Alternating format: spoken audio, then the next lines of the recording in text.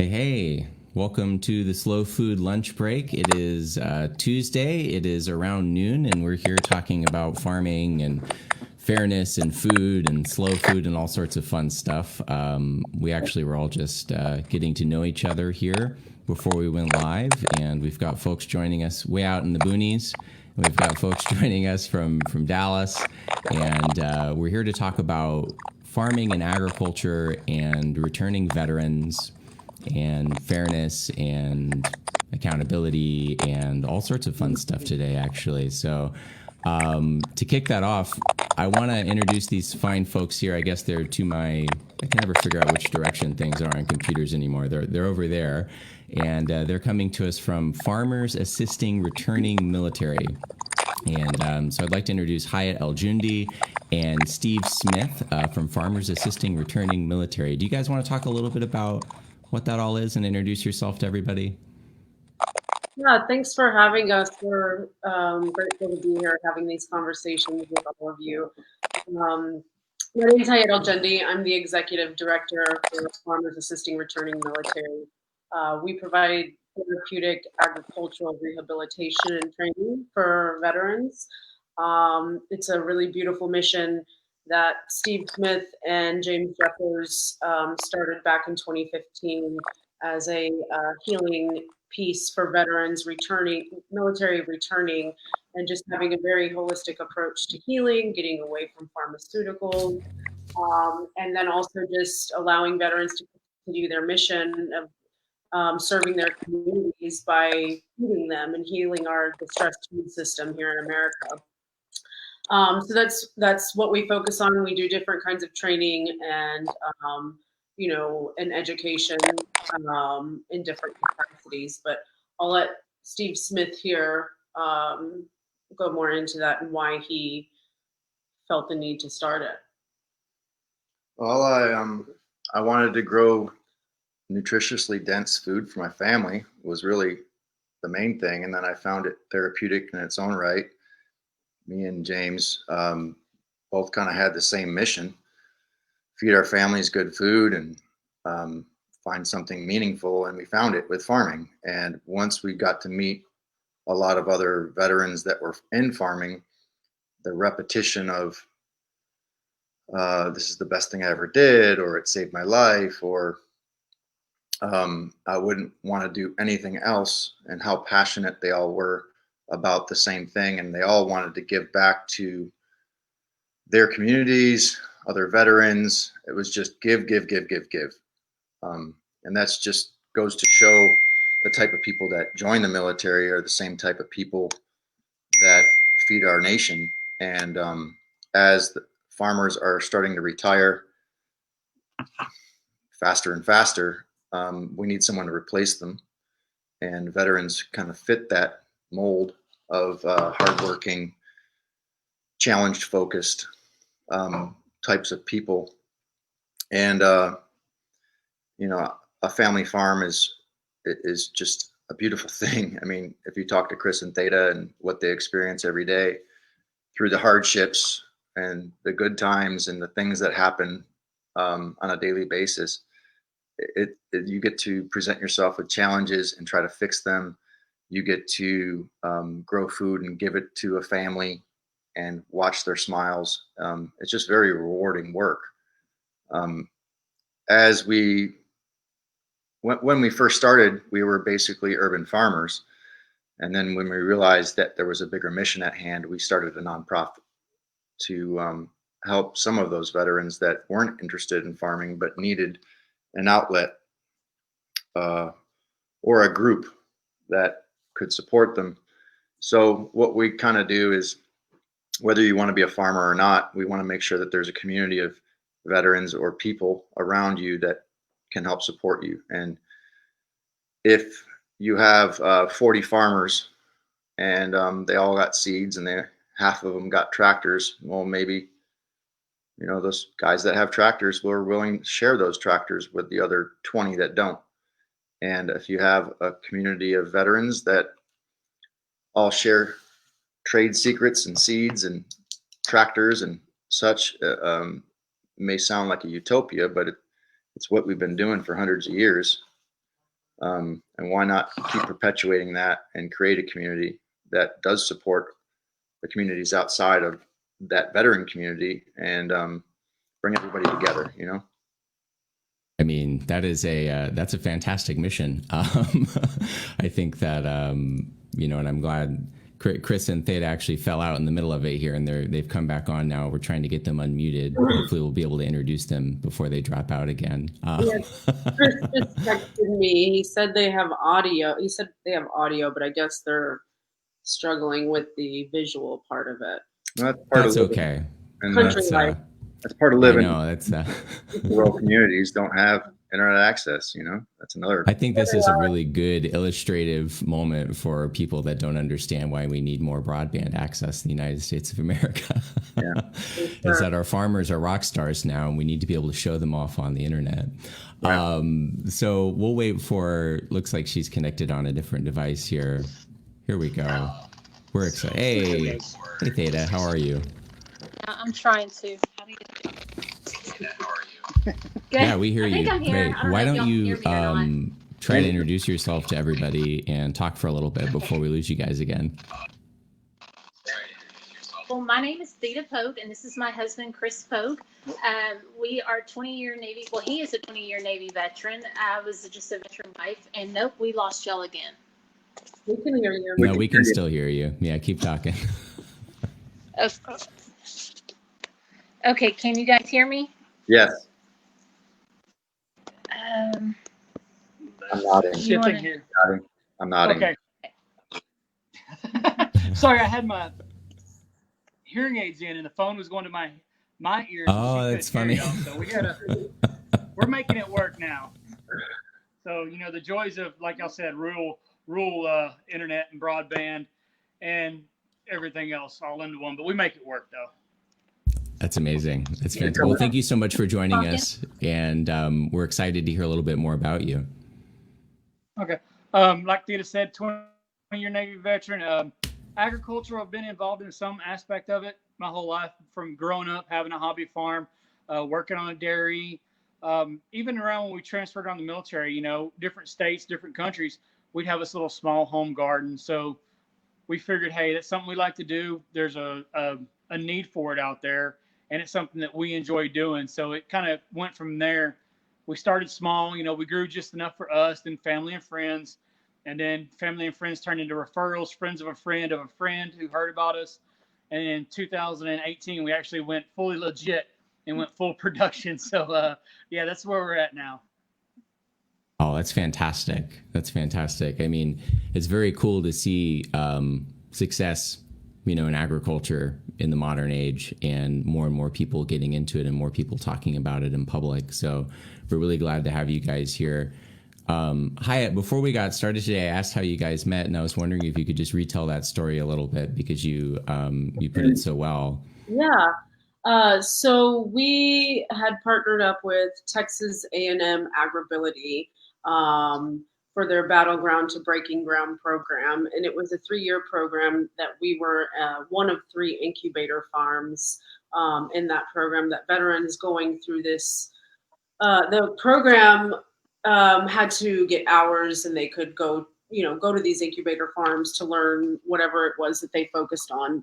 And that's how we met Chris and Theda, was through this program. And I was just thinking about it, how it all kind of, you know, with the organization, when it started, initially it was just a focus on the healing piece, and obviously the training came along with it. But this, when we teamed up with A&M, it was it was all focused on training, which was really amazing, because it really it allowed us to meet veterans who had already been farming, you know, like Chris and Theda. I think when we met you guys were on year 7 or 8 at that point, if I'm not mistaken. And we've really been grateful and cherished our relationship with them, because Other veterans benefit from it. Other veterans benefit from them, and we do as well, because they've taught us a lot, and you know, from the operations that they do. And I feel like we've been able to share some of the things we know with them, and so it's been a really great relationship and partnership with them. And actually, right now, I was talking to Chris and Thea the other day. This weekend, or this past weekend, I think you guys did your chicken processing workshop. And we know when COVID hit, like there was this huge rush of people going to buy chicken so they could have eggs, and not knowing that it takes a while to get eggs. And so we're talking about doing a workshop series, because they have a heavy focus on livestock, and our focus was on specifically on vegetable production. But there's a lot of people out there right now that are trying to grow their own food or raise animals and have no idea right what's happening. And so, we're hearing from a lot of these people. Yeah. So we're gonna hopefully get together soon and possibly put together a series of workshops around livestock from start to finish, from breed selections to all the way up to processing, that Chris and Theda can do. They process their own chickens and other animals, and they can get into all of that. But yeah, so that's how we know them. But they've been a huge asset to the organization for sure.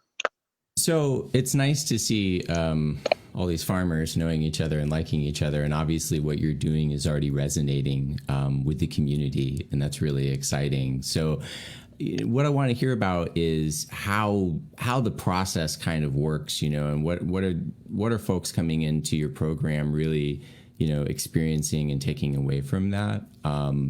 Maybe some of those lessons or things that people can take right now. So we have veterans that come to us that specifically want to be in agriculture. We have veterans that come to us that just kind of need another outlet. And to do something different and get their hands in the soil. And, we all know the healing powers of soil. I can truly say it saved my life, and that's how I got into the organization. So I'm thankful and grateful for these guys. And I've been the civilian of the organization, so I can only imagine what it does for veterans who have been in combat or experiencing any kind of trauma they may have from their service. So we have, obviously with COVID, we've had to put a lot of stuff on hold, but we're working on a project downtown where we have 3 acres that we're building out an urban training and demonstration farm. It'll be a space that will be open to the public, where we will employ veterans to become those leaders in the community, educating the community on how to grow their own food, where it comes from, nutrition, all of that, and different outlets on how to grow food, from regular sheep farming to aquaponics, and there's composting operations and rainwater collection and all of that. It's a little bit of a process. The funding to get that going has been very difficult. But, we talked about Steve having really great ideas. We've been able to, with the little resources that we do have been able to put together, make things out of nothing, and we have our first growing season happening right now. So we welcome anybody, but veterans specifically, to our space to learn how to grow food. And if they want to just come and volunteer and get their hands dirty, they're more than welcome to do that. Typically, we have once a month educational workshops that are open to both veterans and civilians. But once we do have an internship that's been put on hold, we just need the funding to be able to restart it. And it's a 3 to 6 month internship where we would assist, with business planning, with the education piece. There's benchmarks you have to hit. So yeah, that's where we're at right now. And then we also have just volunteer opportunities Thursdays and Saturdays. Well, those are always important, especially in a time where a lot of people want to get out there and help people, make big changes. I want to ask you guys a question. Chris, you were talking about kind of how you got started in this, and one of the things that I think people probably realize is that, agriculture is really hard. And, not only is it hard to learn those skills. And so you've got groups like F.A.R.M, working on that. But then when you get out into the reality of it, if you got a piece of land, you've got some animals, that's a complicated thing. How long did it take you guys to really to figure it out and get your stride and to start feeling comfortable with what you guys are doing? Honestly, I don't think we've got it figured out yet. We got wishful all the thinking cats in one area, but they're not going all the same direction. But you did, Seth. You hit it on the head. There are a lot of people who are scared to take that initial step. I took everything I owned when I separated from the military. I cashed it out, so to speak, and we went in full fledged. So I got all the dog in the fight. So that puts stress on me to make sure that we're successful. A lot of individuals, they need to realize you don't have to have a lot of land. You don't have to have access to huge investment capital. You can start small with a flower pot or a 5-gallon bucket or something small and just to get started. And honestly, experience is the best teacher in this. You're going to have heartbreaks. You're going to have setbacks. You're going to have customers fall through. You're going to fall through to your customers. And it's the resiliency that a lot of the veterans have, most of the veterans have, and even the civilians have it. You've got to be able to bounce back, take that one on the chin, look the other way, and keep pushing forward. That's the hardest part. And Hyiat hit it earlier. She talked about the business planning.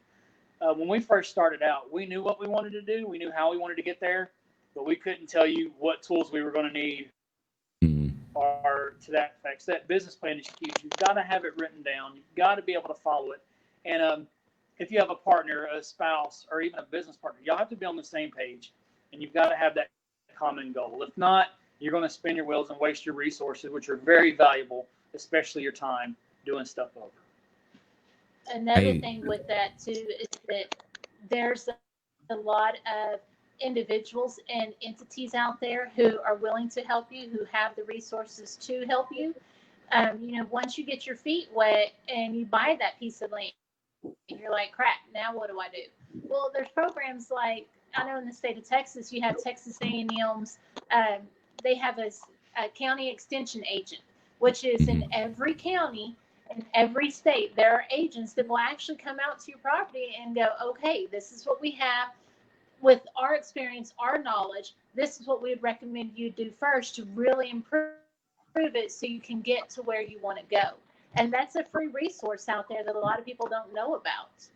I also kind of just want to add one of the many things I've always admired about Chris and Theda, because a lot of people, when they think about going into farming, that there's going to be this huge investment on equipment and all this stuff. And Chris and Theda will tell you, like, I think only recently you guys got a heavy equipment, right? Your BCS. They've been able to connect with their community and work on a bartering system. Like, they don't have a tractor, but their neighbor does, to bale hay, and they're like, and in return, they get meat out of it. I think that's a really amazing concept, because you don't have to buy all this stuff to start growing food or raising livestock. And I think that, when I talk to the people who want to get into it, it's like, well, how am I going to buy my tractor? How am I going to do this? It's like, you don't need all of that. And so they've been a really good example of not needing all those things that people say you may to grow food. Yeah, I think that's true. A lot of people think as a stereotypical farmer, you have to have a huge tractor. There are ways you can manage your operation where you don't need it. And Hyiat brought it up. A skill that every human being has, and we often overlook that, is the ability to barter. We raise a couple additional animals a year, and that's how I get our usage for a tractor when I need it. So on my part, I have to plan when I need that tractor. I just can't do it willy-nilly. But it makes good neighbors, it makes good friends, and it keeps everybody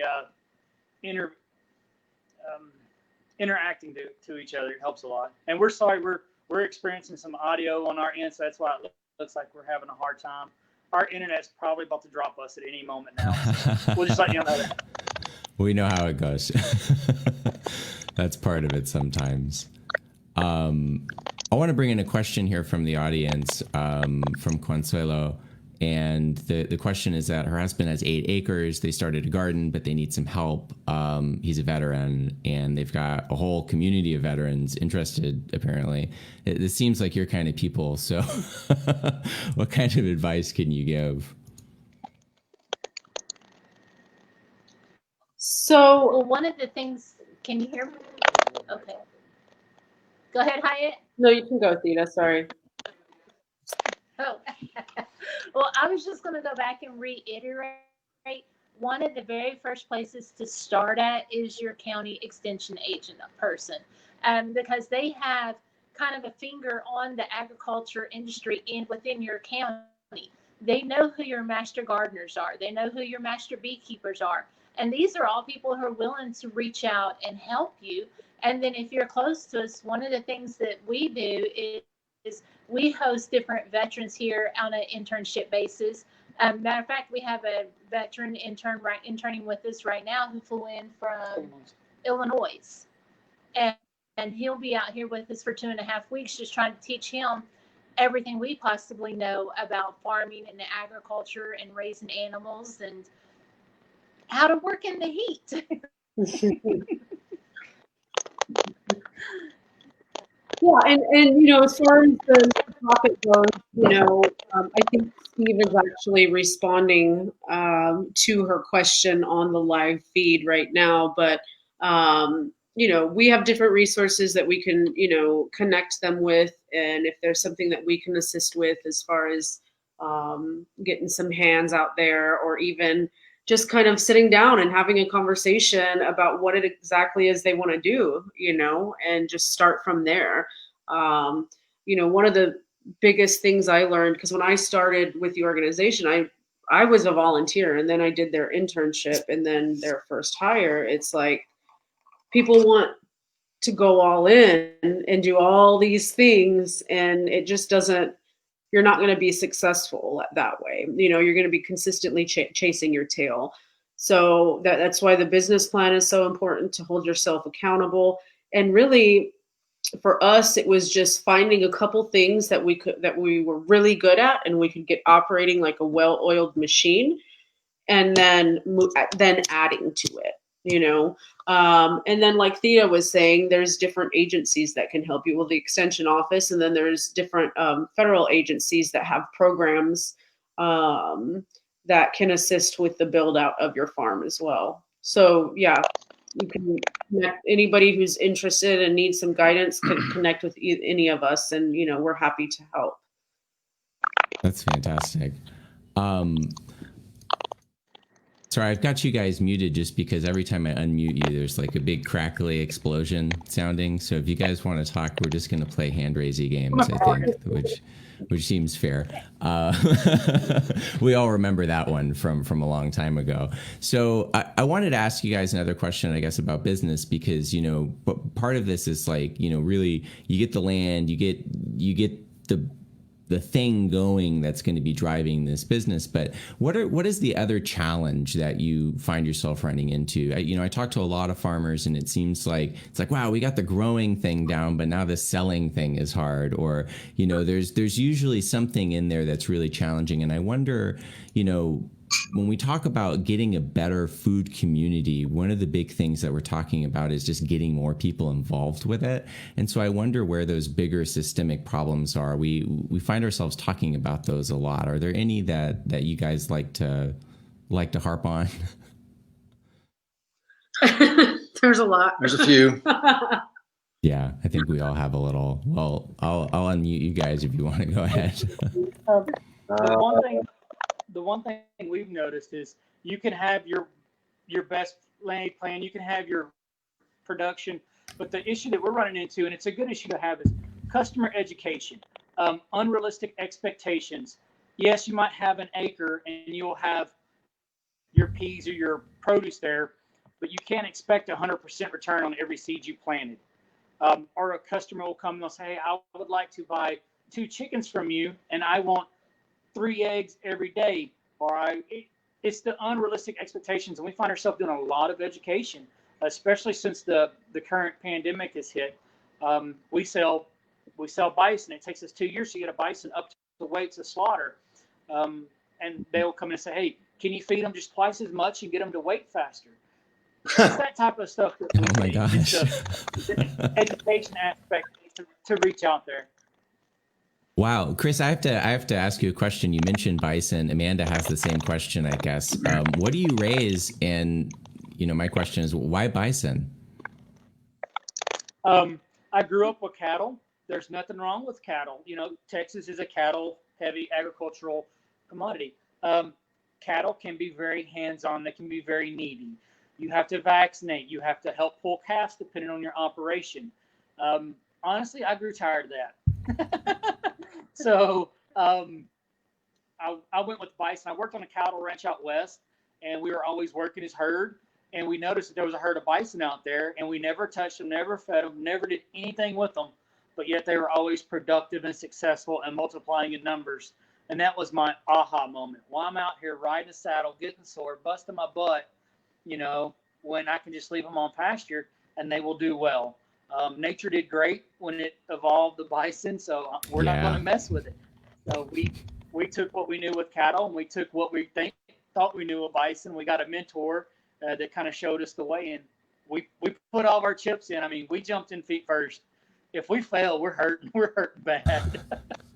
Well, bison's delicious, so I think you guys are onto something. And anything that grows a little bit easier than cows is a good thing. I think it's an interesting industry. With beginning farmers, I think it's important to recognize and find a niche, because you might have a cattle ranch that's 40,000 acres, and they're cornering the market. Market price is the market price. So if you got 20 acres and you're trying to be a cattle rancher, I mean, what are you going to do? Break even? So if you can find a niche like bison, and there's not herds and herds of bison out there in West Texas, well, you're establishing a way to feed your family and pay the bills. And that can go with vegetable farming as well. If you're providing something that, I'm not saying nobody else is doing, but it's someone's looking for and there's not enough of. And I think this COVID crisis presented a lot of that. Going into a grocery store and not seeing eggs was kind of like an aha moment, if you want to just coin a phrase that Chris said. Like, people are going, well, there's no eggs. Maybe I'll get some chickens for my backyard. So right. Every time this thing happens, I don't have to deal with it. Or let me plant a vegetable garden. Through this whole COVID crisis, I've been in Home Depot every day, 2-3 times a day, because I'm a contractor for my real money. Because I haven't taken the leap like Chris and Theda, because I'm doing nonprofit work. It doesn't pay. Right. Yeah. So I'm a contractor, right? So I'm in Home Depot, and guess who's in line? 20, 30 people buying vegetables and seeds and flowers and cedar to build raised beds, and piles and piles and bags of dirt so that they can grow their own vegetables. It's like my dream. It's what I've been preaching for years, is that food security is not going to come from 1% of America growing it for you. Food security is have a 10 by 10 plot in your backyard. And if 100 million Americans are doing it, then we don't have to import all of our food or half of our food from South America or China or whatever. And just get used to the fact that you ain't going to have strawberries for 3 months. Get over it. Yes. Grow some food for yourself, and guess what? It's going to have a better nutrient content. That's kind of where I got into this. I learned a lot about the food that we were consuming was super poor in nutrition, super nutrient deficient was the word I was looking for. And so if I'm picking something from my garden and 20 minutes later I eat a salad, holy crap. I mean, not just the flavor, but the nutrients are there, almost to the point where you feel the energy coming from the earth and as you're consuming it. You get excited about it. Maybe you even dork out about it. You watch a video, you read a book, and you get more and more, and you go down the rabbit hole, and they're like, I'm going to grow more. I'm going to grow more. And when I got the bug, I tore up my church plot. I tore up my friend's plot. I tore up my other friend's plot. I had so many yards throughout my neighborhood that I couldn't afford to buy a farm. So I just asked people if I could have their yards. And That's where I grew it from. And as I was trying to teach people or promote that you should have your own vegetable garden or create an edible landscape in your city plots, now people are doing it because of a reason other than just Steve saying so. That's a good reason, though. Now they see that maybe Steve was right, or all those videos were right, or those books were right. Like, food security isn't going to come from 1% of America. It probably isn't going to come from 100,000 veterans replacing 100,000 farmers. We need to be able to get back to 10, 20, 30, 40% of America growing a little bit of food in their backyard, just a little bit. Because if you take this pandemic and you multiply it times something else, or you throw another thing in the works, I don't know. You think about this victory garden thing that people are talking about. They're going back to World War II, where everyone got a package of seeds and they said, grow your own garden because we have to feed the soldiers. Yeah. Well, it's kind of the same thing. People are talking about victory gardens. It's a catchy word, but what it really means is grow some food, give some to your neighbors, give some to your family. And if you really get the bug and you want to be a farmer, fine. But if you can grow enough to where the pressure isn't on the American farmer, and we can establish a way to for our supply chains to work with that model. There's a lot of talk about supply chains and food security, and there's going to be some adaptation. But if you can grow your own food, you're going to be healthier for it. We've already been throwing away half of the food we grow in America anyway. Right. Yeah. I think it was like a week into the shutdown, maybe 2 weeks into the shutdown, a tractor trailer showed up at our farm full of romaine lettuce, And corn. and corn. It's just full. Like, do you know how much time it takes to grow romaine lettuce, and how and these were hearts of romaine, like a lot of things went into this, packaging and so forth. Well, it sat on the truck, and it sat on the truck, and it sat on the truck. And by the time it got to the delivery center, it had been sitting there so long that it reached a point where it's not saleable in a grocery store. That was a month ago. That romaine lettuce, I'm not going to say, but I wasn't supposed to take any because it was supposed to be thrown away. But I grabbed a bag of it, and I put it in my refrigerator just to see how long it would take to actually rot. It's still in my refrigerator a month later. It's not the tastiest stuff.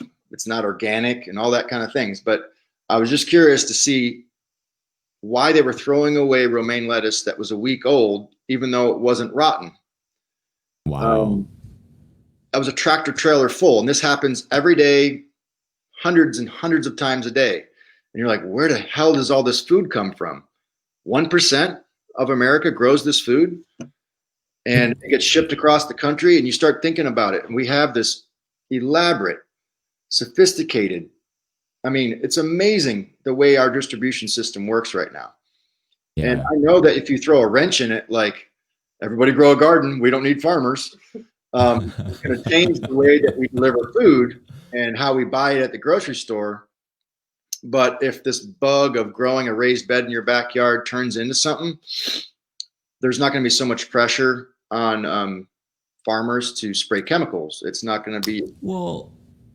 So I think you're totally right. It's just, you got to be able to take a little bit of pressure off of agricultural and distribution and give a little bit to the consumer, and that helps with some of the awareness, because I guarantee at least half of the people that are growing tomatoes right now aren't going to grow tomatoes next year. Right. Because they just spent $500 growing a tomato. Right. Yes. Like one or two tomatoes. Dealing with heat, pests.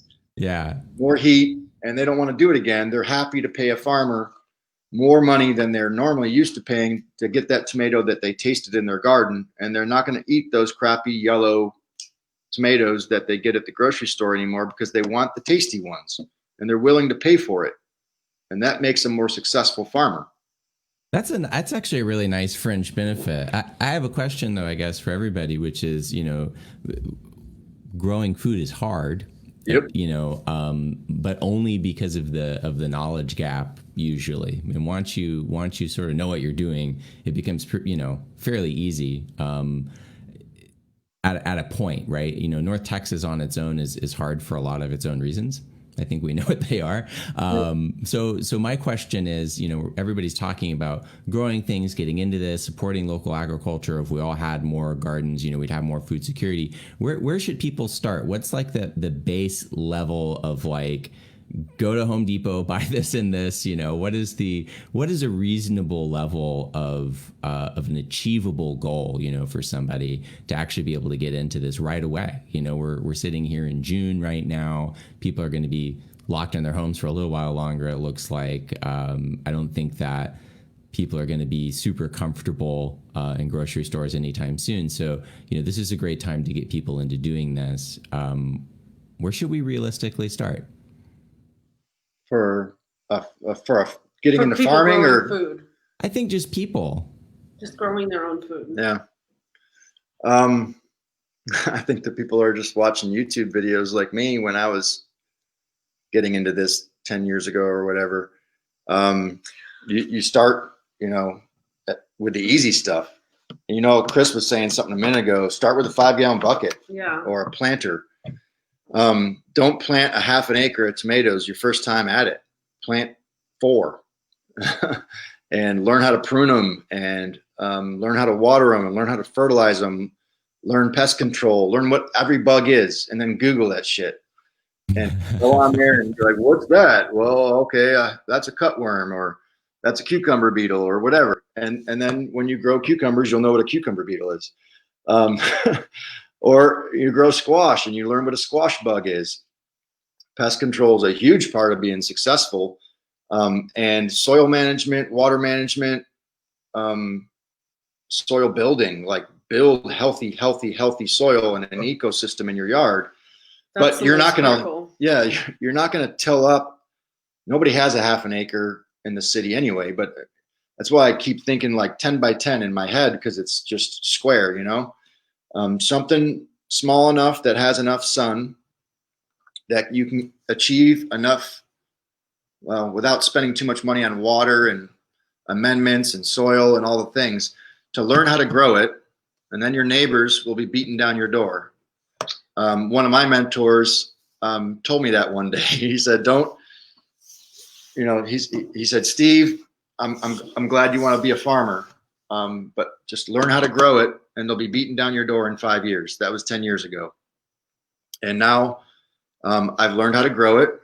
I'm pretty successful at things, but you encounter stuff.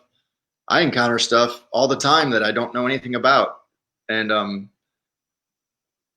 you call your friends and you ask, hey, have you ever had this problem? Or you get on the internet now that we have this beautiful thing to where we can resource, whether it's Google or me calling Chris and Theda and going, hey, have you ever? The other thing is, and I was going to say, and Amanda hit it, was also start composting your food. Oh, yeah, totally. And leaves just a few months ago, when everybody started putting their bags of leaves out on the curb. Hundreds of thousands of bags of leaves. I drove around for a week straight with a trailer picking up all these leaves and like taking gold. It to the farm. It's gold. It really, really is. Yeah, I mean, people go to Home Depot and they buy a $5 bag of compost, but a week before they threw away 20 bags of leaves. Yeah, and if they just and the yards are big enough to compost 20 bags of leaves, believe it or not. You run it over with your lawnmower, you make a corner that's dedicated to your leaf pile, and every spring when you access that leaf pile, it will have the nitrogen you need. It'll probably have some earthworms and all kinds of other microorganisms that you need to create a healthy garden. Layer it year after year. Your garden gets better and better and better. By year 3, you'll be fully successful. By year 5, man, your neighbors will be like, what do you do to your tomatoes? Right. Yes.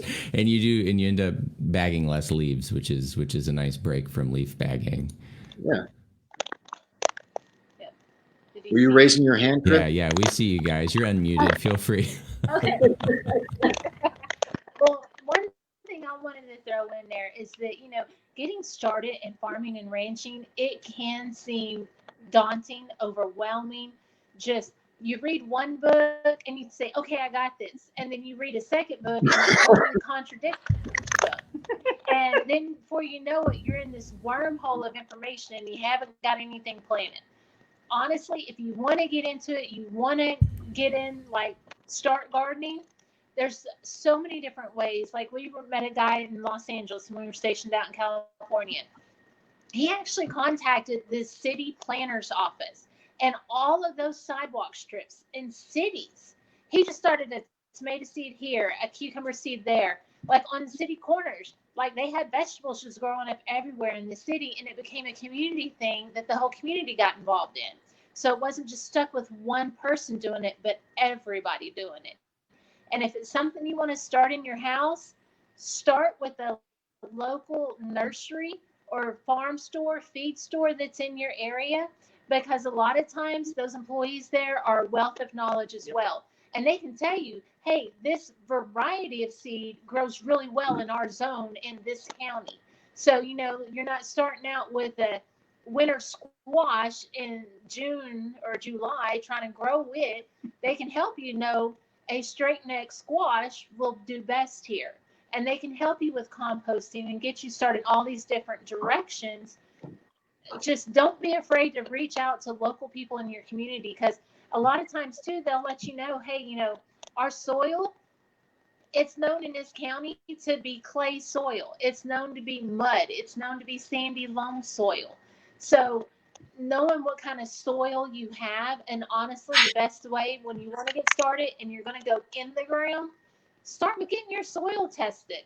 It'll let you know what you're starting with, so you're not unnecessarily adding all this compost and all this stuff when you can start by growing something like soybeans, which puts a lot of nitrogen back in the soil, and just till it under as it grows.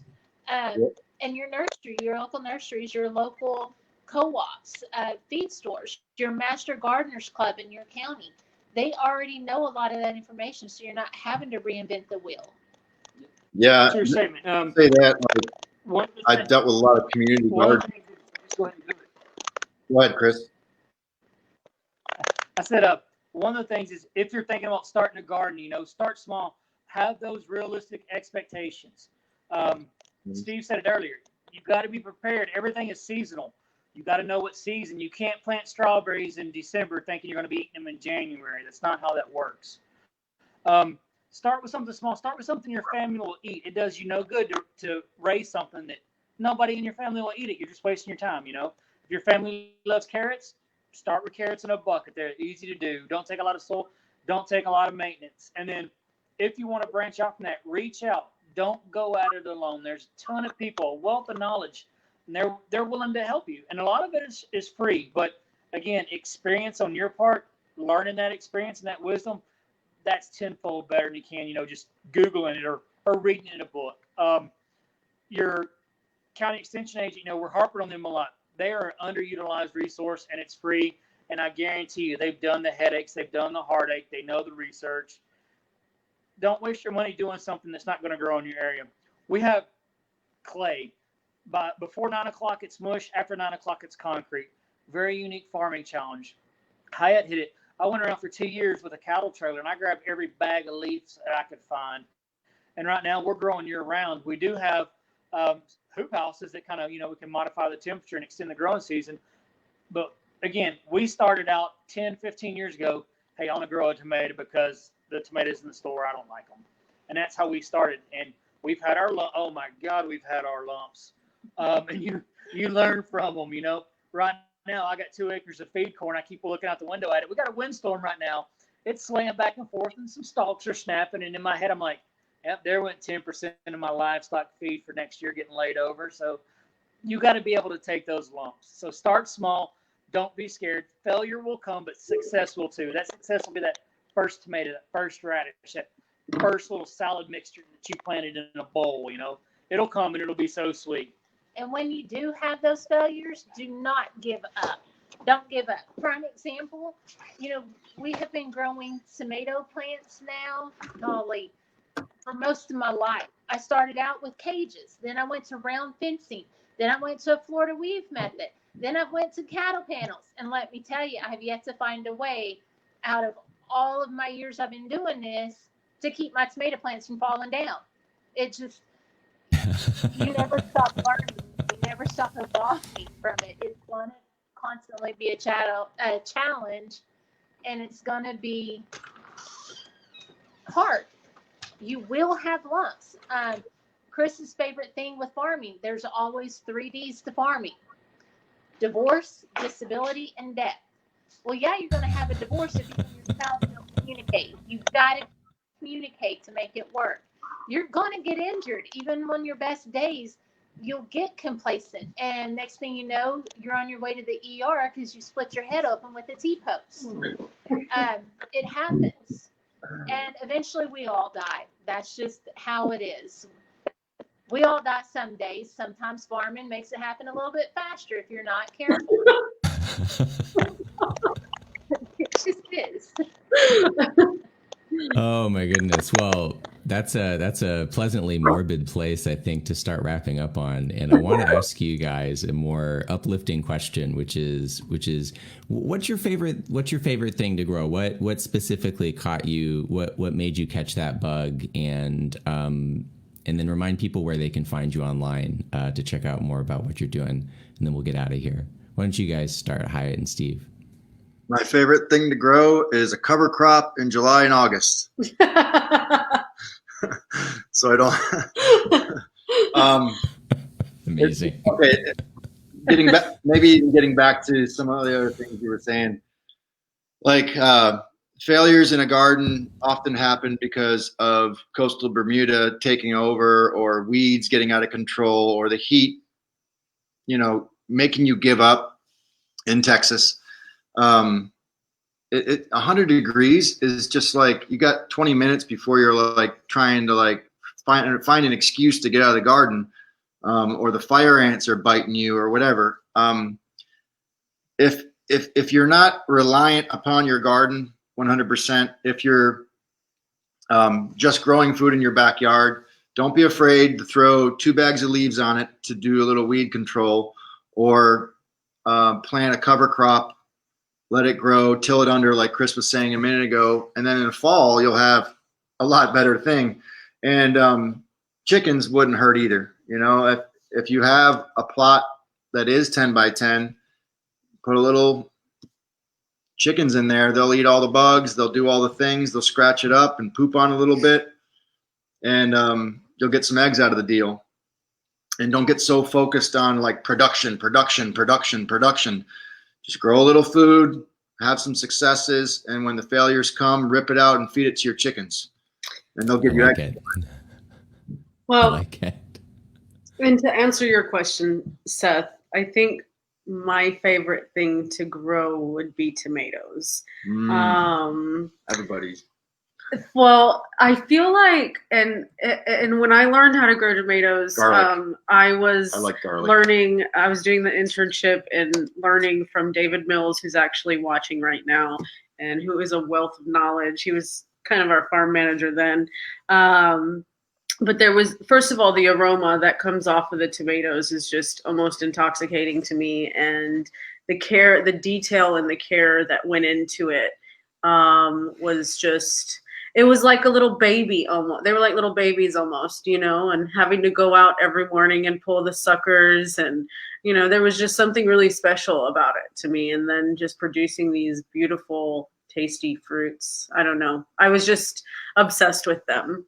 I love tomatoes. Great story. Okay. Thank you. It's the favorite of the home gardener for sure. But don't forget about all the other things. Greens are the healthiest thing for you. Grow some alliums, grow some legumes, rotate things, and appreciate what comes out of the earth. Don't just plant peppers and cucumbers and tomatoes every year. Yeah, of course. Like making anything growing makes my heart happy, but there's just my special connection with tomatoes. I love it. And what about you guys? My favorite thing to grow, I actually grow 2 of them, and I grow them together. I'll grow field corn, not the sweet corn. We we do a heirloom variety, so it's an older one. And then I do purple hull peas or a cowpea. Twofold. Yeah. One, I love to eat them. We can can them and preserve them. And also, if I have a bumper crop, that can feed every animal on my place. Every animal on my place will eat that. So we do crops that are multi-use. And also, peas make a great cover crop to till under. They provide nitrogen back into the soil, a little bit of nitrogen fixation. And then I'll let Theda talk about her favorite one. My favorite, see, me and Hyiat see eye to eye here. I love growing tomatoes. Currently, right now, we grow 13 different varieties of tomatoes in our garden. And I try to stick with heirloom seeds that you will not find in Walmart. Because, twofold. One, it's something that nobody's ever heard of before. And two, they can't say, well, how about I only pay, 25 cents a piece because that's what Walmart has. Well, Walmart don't have the heirloom tomatoes that I have. So if you want that, go get that. But that's in mass production. And what I have is something truly and unique. My tomatoes are meant to be green. They're meant to be yellow. And they're meant to be just all these different sizes and shapes and they colors. taste like something. Taste and texture. Yeah. Well, So that's what I love growing, and I love seeing what I can companion plant too. That's Like, fun. I know I love growing basil with tomatoes. I love having, my rosemary planted, or I love having my onions near certain things and my garlic with my cucumbers and just different flowers, because there's so many edible flowers out there too that people overlook. And if you can't grow vegetables, grow an herb, grow an edible flower that, like a marigold, or what is it? You got zines, Zinnies? but they're not. Most people don't eat them. Yeah, well, most people don't eat flowers at all, but that's true. you need to grow petals. But it's another type of food source you can grow in your own yard, and who knows, you may be able to have an edible whole flower garden, and you can trade that with somebody who's growing those vegetables. Yep. You come together. You just made a community co-op right there. You provide the flowers, they provide the vegetables. I mean, bartering will get you everywhere in agriculture if you're good. Yes. I think that's a really good point. You're pretty good at it, Chris. And, Yeah. I wanted to thank everybody for joining us this afternoon. This has been really, really fun to hear from all of you guys and to learn about what you've got going on. And we put up all sorts of information on the screen. If you need to contact these guys, please reach out. They're all super friendly. I'm sure they'd love to talk to you about farming and growing things in your backyards. And we'll all be back. Well, I'll be back at least with some different people probably next week around the same time. And thanks everybody for joining us today. Thanks Hyiat and Steve and Chris and Theda. I really appreciate meeting you guys and talking with you this afternoon. Thank you for having us. Hey, thanks y'all. We'll see you next time. See you, Chris. See you, Theda. Bye. Bye.